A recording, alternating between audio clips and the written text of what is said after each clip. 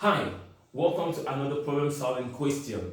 Today we're going to focus on the question on juice in the jug, and I know many people would try to get the answer for this question, and it seems to be really complex for many of us teachers. And you can imagine how much if it is complex for you as a teacher, then it's going to be even more complex to a student. So as usual, I will always ask you, what skills does a student needs in order to be able to actually solve a problem easily? So today our question says a jug, a jug, a jug A and B have 165 milliliters of juice, and 40 of the juice is transferred from jug B to jug A. And jug A now has jug A now has twice the amount of juice in jug B. So the question is, what was the amount of juice in jug A and jug B at the beginning? You see, this question doesn't really give you where to start, but logically, that's the first thing you need to focus on. Now, what are the skills that a student will need in order to be able to solve such a question? Be careful. In this case, I will think about a skill that we usually don't really focus more around it. We're talking about pattern. Pattern here is an amazing skill. So skills students will need, you will ask me why pattern is, first of all, pattern. This is interesting. Pattern here is a skill that actually is very incredibly good for students. And remember, we can start teaching pattern right from the age 3. It's possible for you to start teaching skills like patterns at the age 3. What is an example of a pattern that you teach in the classroom? If I have a square, triangle, and I ask the child, I have a square again, and a triangle, then I ask the child what comes next. This was a pattern. In pattern, we have what we call logical thinking. So why do you need pattern in a question like the one we have? The problem is that you need to actually get to figure out something first before you will be able to solve the question. So pattern is the first, and when we get to the question, I will show you why pattern is extremely necessary. The next skill here is understanding ratio. So understands ratio. That's one skill that a student will need as well. Another skill that a student will need here is understands fraction.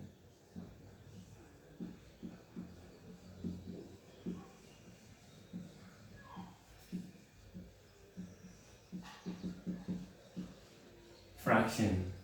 This is another skill. We know by fraction we mean that we have something, a part and another part that can actually come to make a whole. So, and for ratio, we only know that something can be compared to another thing. And in our case, we are comparing jug A and jug B.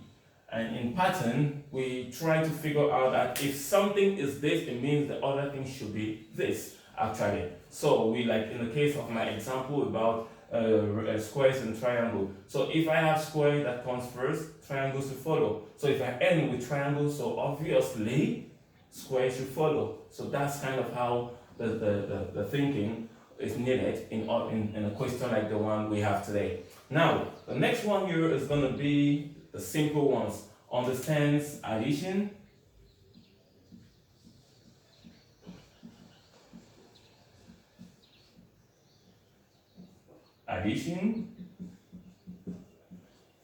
subtraction,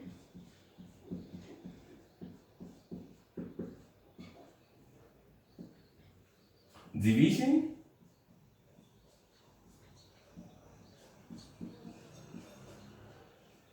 another skill that can be very good is multiplication,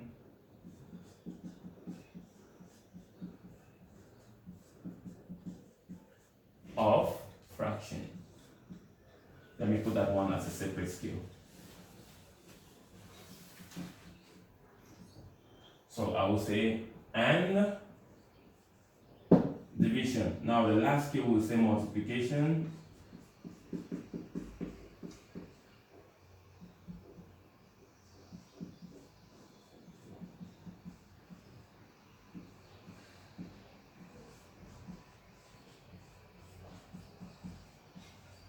Fraction. These are the various skills that I think a student will actually need in order to understand how to solve the problem we have for today. So let's go straight now to the question and see how I'm going to solve it. And thinking about how I'm going to solve it, I'm going to be telling you what or how, if you've taught your students on certain things, they will be able to solve this question.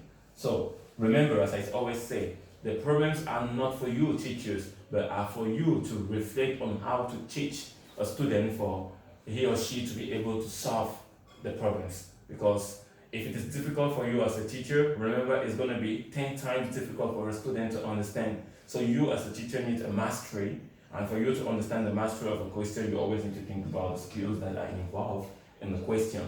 Simple. Thank you. Ways I'm going to think about this question. I'm going to first start by an illustration.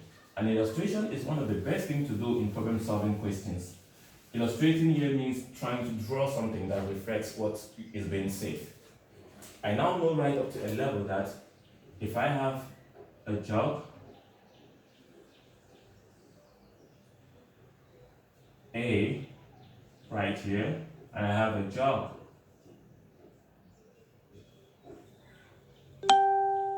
B right there. So the next thing I'm going to think about is, as the question says, it says that in a situation, I don't know what amount was there. I don't know what amount. I just know there was juice here and juice here.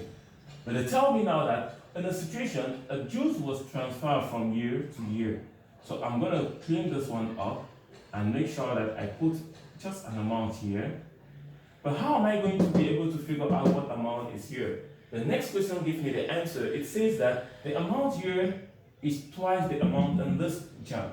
So I have it right up to, I will think about this in my illustration, like this should be half right here, so it should be right here. Now that I know this one here is, or this one here is twice this one, which means that what? This one is 2, 1. So I have 2. 2 quantity is to 1 quantity. Okay? Why am I saying 2 is to 1? It's simply because I know that my water here is 2 times the water in this other jar. Right up to what the question says. Now that I know that, I simply know that if I'm thinking about what is in this jugs, I will go first way. I will think like my total is 165, right? And if it's 165, and what is the total? This juice, and this juice. Notice that by the moment I have 2 times this, it means it's all quantity equal. This is equal to this is equal to this is equal to this. Simple. So for me to now know what is here, and what is here, I just need to get this and place a part here, a part here, a part here that are all equal. So I will simply divide this into 1, 2, 3. So if I divide my 165 to 3 in 3, I will have how many in 65? How many? 3 into 16 is how many? I have 5. So I have 5 here, 5 here, and 5 here. Then 3 into 15, I have 5 here again, 5 here, and 5 here. So right now at this point, I now know that I'll put my 2 is to 1. I now know that the total amount that I have in A is 110. And the total amount that I have in B is 55, right? But this is what I have right now. So if I'm talking about this, I'm talking about now. all of this. But they say at the beginning or before, what was there? I'll just do the reverse. The forward to get to now was that they took 40 from B and put in A. So all I'm going to do is that I'm going to get 40 back to B. Right? If I take 40 back to B, what am I doing? It's going to be 40 minus, the subtraction comes in.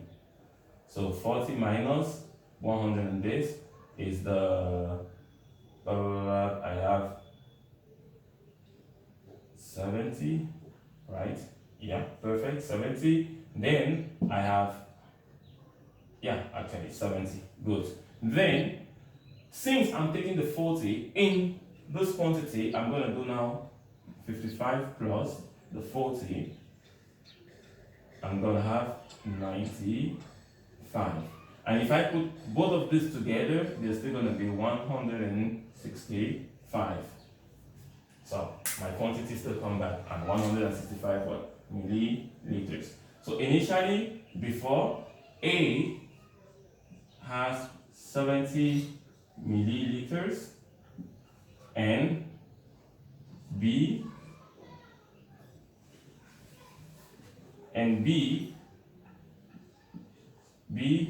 has 95 milliliters of juice. And that's the best way I solve my problem, and it's fine. So every child who is able to understand the logic, as I said initially, the pattern. What is the pattern? What was the pattern here? The pattern was that there was a situation that was happening, and the situation, the reverse situation will work. It means if I consider that if I add to something, I get this amount, then it means if I take away from the thing, I'm going to get the previous amount, and that's the pattern that we did here. Initially, we took to B, so now we took from B, and now we took from A back to B to get what was before. So to get to before, we need to go from now. And to know now, we just needed to be able to sort this out, knowing that the question tells us, the question says we have twice A and B. And as I was saying initially, I know 2:1 is just two stuff for 1. And they are all equal, right? They are 1, 1, 1. So putting them together is going to give me the whole. So if I divide them, year, another logic again. So it means that if I divide this, then I now have the exact quantity for each piece. And the pieces together makes the whole, which we talk about fraction. So this is the first part of solving the first method of solving the problem.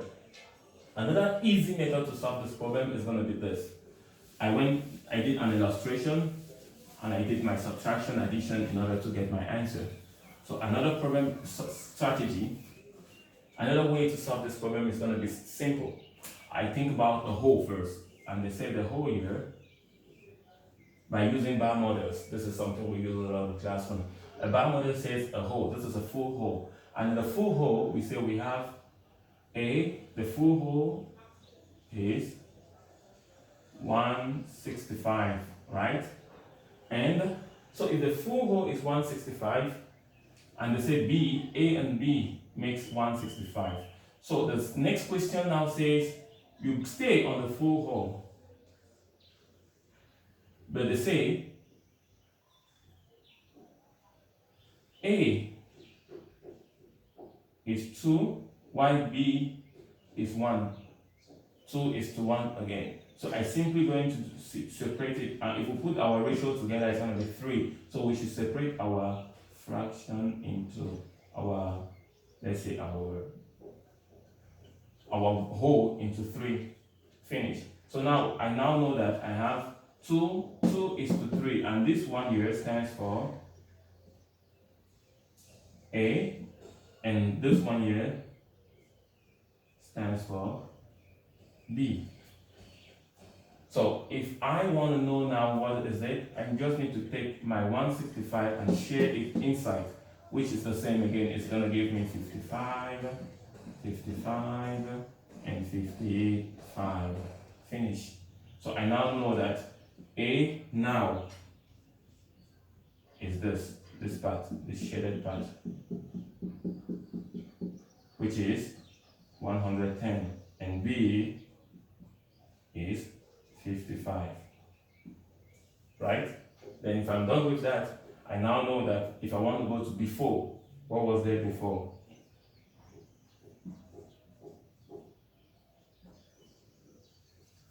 Or let me do before right next year. So on my before,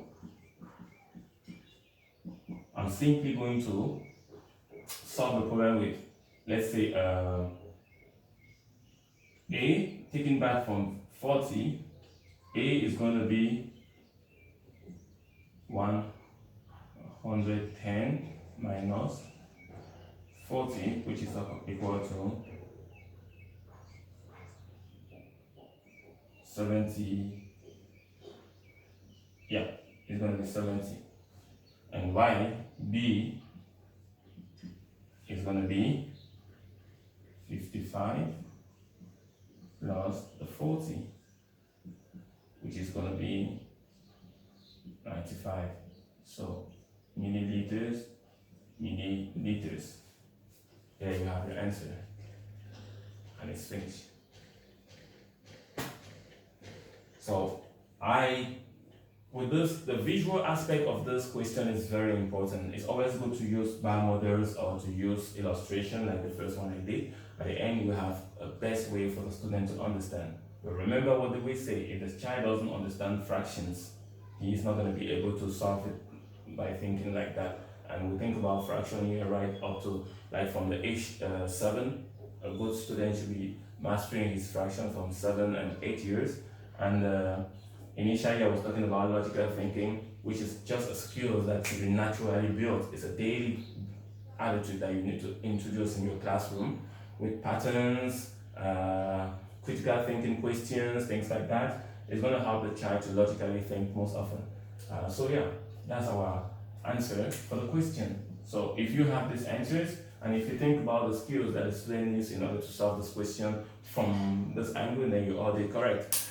At the end of the day, don't forget, you can put your comments below my video for other, it's possible, for other ways to solve the question, or even for understanding. I'll be ready to come back and give you answers on whatever doubts you have in your mind, or even just think about how would I put it, or even make some other videos in order to solve your doubts. So thank you, and don't forget to subscribe on my page and stay tuned for more questions and problem solving questions and solutions.